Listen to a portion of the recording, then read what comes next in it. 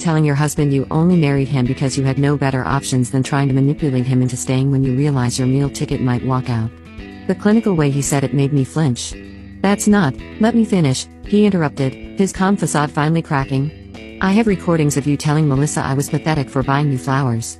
I have texts where you made plans with Mike. Yes, I know about Mike, while telling me you were working late.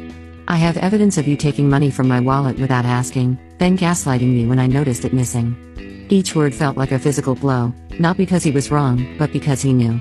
All this time, I thought I was the clever one, managing him, managing the narrative. But he'd been watching, documenting, preparing. So what now? I asked, my voice small. You were divorcing me?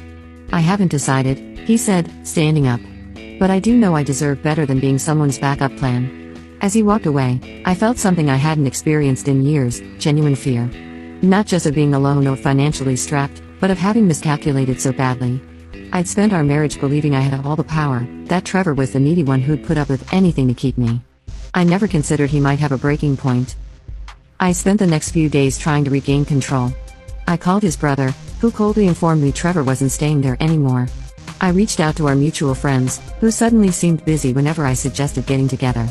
Even my own sister, when I tried to paint Trevor as the villain, looked skeptical. Honestly, Bianca, she said during our weekly lunch, I'm surprised he stayed this long.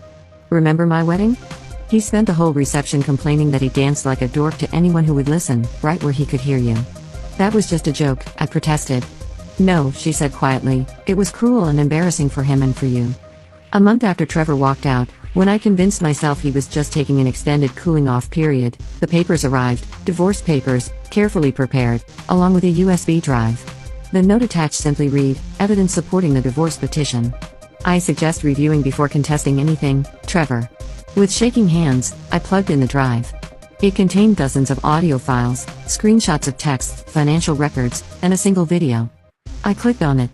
It was from Melissa's New Year's party last winter.